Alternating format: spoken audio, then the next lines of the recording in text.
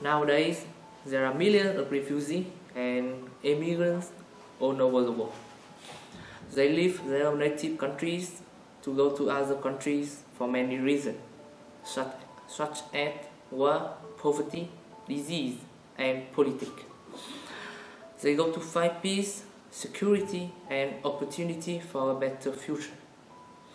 But before reaching the promised land, they must go through many dangers on the trip, which measure the endurance of human beings.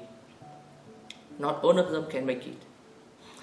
Sometimes there's only 30% of people who start can see the land they dream of.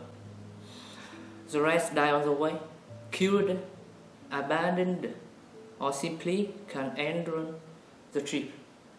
In the end, there are only maybe 10% who can start a real life. But not all stories of refugees are dark. We can still find stories with show hope, light, friendship, humanity, and success. Children look at the world differently from adults. For them, everything is new and magical. They want to learn and discover. They have more positive, tolerant, flexible than adults. That's why our two characters are children. The story starts in Aleppo, where our two heroes by the name of Amal and Hayat see their country ruined in the war. After that, they decide to leave their country, Syria, when their parents died in the war, and thus they start their adventure together. There are so many unpredictable things that happen to them, which makes their adventure a dangerous and a fearful one, but also funny and sweet. We can see the solidarity between the two friends and the way they treat each other. When the children get to the promised land, we can find out how the refugees are treated through them when they undergo hatred, discrimination, but also compassion, love, and sympathy. And now, let's enjoy the story of Amal and Hayat. Syria, 2000. After 9 months with my mother, I came into the world in the central hospital of Aleppo. My father was very proud to having a daughter after 2 other beautiful children. Just next my mother's room, another mother gave birth to a young baby called Hayat, easier to pronounce than my name, Amal. We were born in the same day, but we didn't imagine that we were going to be best friends forever. From our primary school, the middle school, we were always together. We did everything together in our entire lives. We did the worst stupid things, we were the same football team, and we shared the same hobbies. Our relationship was perfect, and our characters were complementary. I remember that our flats were in the same street in the historical district of Aleppo, across each other. We were between the Great Mosque and the Al-Baya Castle in the parallel street of Al-Maya Al-Warist, just 100 meters away from our flat. There was Freedom Square, where we spent a lot of time. It was a cozy place where we played every day with other children from the neighborhood. In this square, you could hear children shouting at any time of the day. It was a little bit our place of paradise. Today, it was turned into a wasteland with bullet holes in every wall.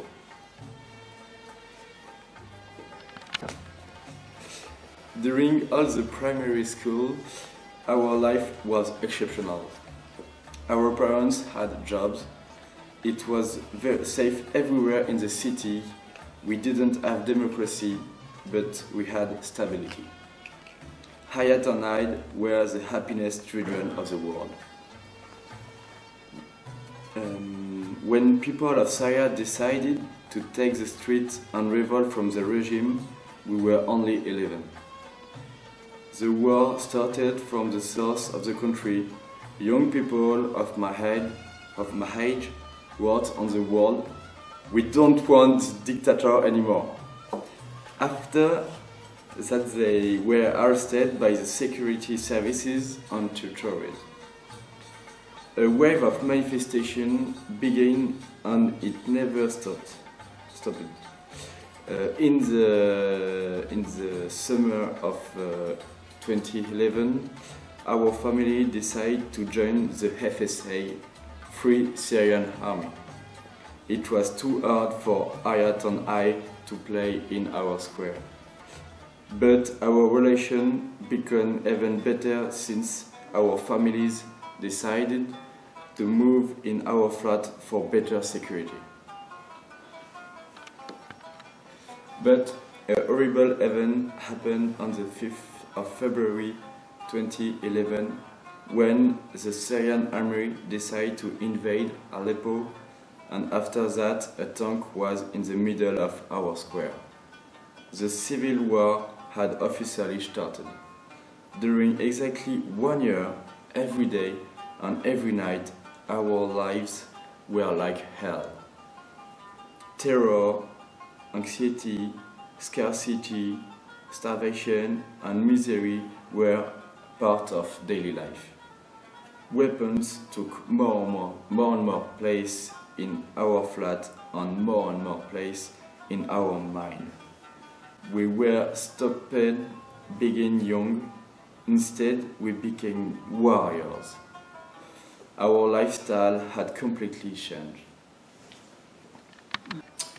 In the middle of the night of 26th of April 2012, our city was attacked by an air raid. Our school was bombarded. Since the civil war, our school had become a strategic place to store weapons and supplies for the FSA. The bombarding ended at 4 a.m. A boy from our side came in our flat by a secret way and gave us 2 letters. One for Hayat, one for me. We were only 2 during the night because our parents were in the secret meeting for the Free Army. My letter had some blood and I took it with tremors in my hand. It was written, "Now you are free and you could leave the city and the country because it's too dangerous for you. There will be no more school to go to." It was also written, "There is a bag hidden in the flat for you with everything you need for this long and perilous trip." Tears started rolling down our cheeks. We left the flat with the bag and started the trip of our life before the sunrise. After waiting a half day at the pier, Amal and I also took the boat to France at the end of the day. We were both very excited and looking forward to discovering the beautiful France that we had only seen through books. As we didn't have any money to buy tickets for the boat, we are very lucky to find a broken container where we could sleep the first night. When the night fell, we watched the sea under the moonlight and talked through the night about our future plan and what we would do when we arrived. Next morning, when I woke up, the sun was shining on the top of my head. I woke Amal up to have lunch that we had prepared before boarding together. Amal didn't wake up. I touched her and I was dumbfounded. Perhaps she was sick after a night of the sea breeze. So suddenly, I ran to find the crew on the boat to ask for help. They were so shocked to see a strange kid like me on the board. They immediately arrested me and began the interview. But I begged them to help my friend first, and fortunately, Amal was rescued by a doctor on the boat. We told them the detail of our story. They were very skeptical, but they had no other choice than take us to France with them. They gave us a small cabin under the ship to sleep, where we met a good hostess called Jean. We told him about our adventure, and he was very empathic and friendly with us. That afternoon, I took care of Amal and helped Jean to prepare dinner. Because I knew how to cook at home, so this job was quite simple for me. In the evening, Amal and I had dinner with workers on the boat. During the meal, they observed us with suspicion and mercy. After dinner, the employee read books and listened to music after a hard day's work. Jean invited us to go fishing on the deck of the boat. It was really great. This was my first time, and Jean was a real fisherman. He caught a big fish and took it to the kitchen. Later, we went to bed for a month to get a good night's sleep. Our third day on the boat started quite early when Jean called us to wake up for breakfast. Today, we eat the fresh fish which we had fished last night.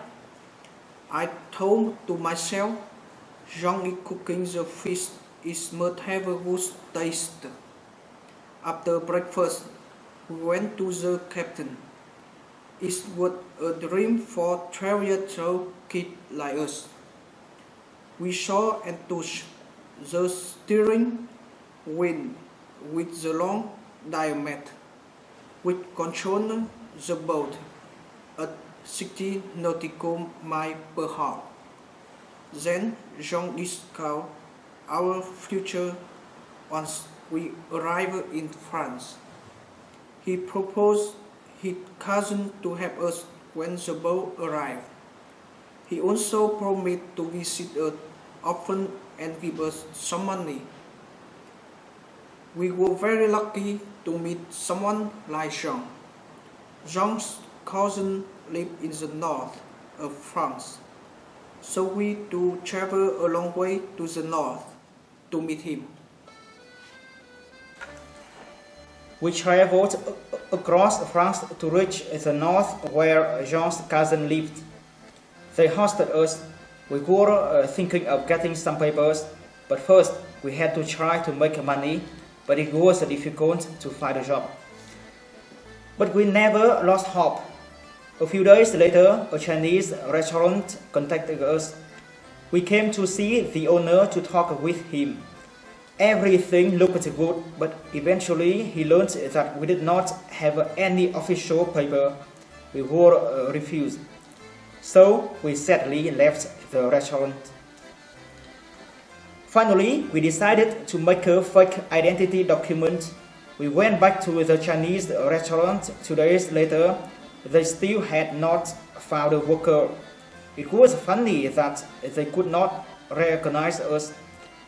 Maybe it was because we had cut our hair and they had a little difficulty to distinguish the Syrians. It's normal. They accepted us to work as an assistant to the chef. We negotiated to work in black undeclared with no contract, and they would pay us less instead. They accepted. So we had a job with a little money that was enough to live. Life went on like this for a few months, and then one day, the owner of the restaurant told us that the police would come to check the papers of the employees. So we had to have a contract. This meant that we had to confess that our ID were fake and we could not have a contract. We told us off because we lied to him, and obviously we lost our job. A few weeks later, we still had not found a job and we had no money. We thought about going back to Syria as our last choice.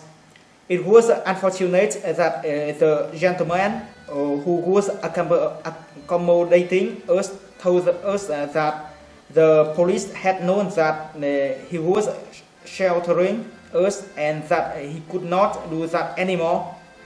The state had tightened immigration control. We had 3 more days in France. As we were walking on the street, we suddenly saw a job offer in a farm. We tried this chance, which were perhaps our last destiny in this country. We called the owner and they received us the evening of the same day. It was an old couple. This time we did not lie, but we talked a lot with them and explained our situation, our life and our wishes. Unfortunately, they could not receive us. We had to leave their house and thought of going back to Syria. The next day, much to our surprise, the old couple called us back and asked us to come over. They knew that we would have to leave the country very soon. We talked a little more. The lady told us a sentence that we will never forget. The next day, much to our surprise, the older couple called us back and asked us to come over. They knew that we wouldn't have to leave the country very soon. We talked a little more. The lady told us a sentence that we will never forget. We will help you legalize your papers. We know some people who can do that for you. She had a big heart. Then the owners offered a job to us on the farm. We lived with the other workers. There were a lot of Polish. They did not like us, but we did not care. We spoke with the owners and finally we changed a little work on the farm by staying in another residence. A few months later, we had a little trouble articulating our fingers. Maybe it was because we were holding the syringes every day. We thought about giving up this job. When one door is closed, the other is open. Everything changed in our lives when we met current manager. We saw him stopped on a bike check that day. He had fainted. There was no one around to save him. We called the ambulance right away. He was hospitalized urgently. A few days later, he was healed and he contacted us. We talked to each other. He knew our situation and offered us to work in his company. Hence, our life became stable. We have always had a good job until now. We earn quite a lot of money, which is enough for us to live here. We speak from time to time with our family in Syria.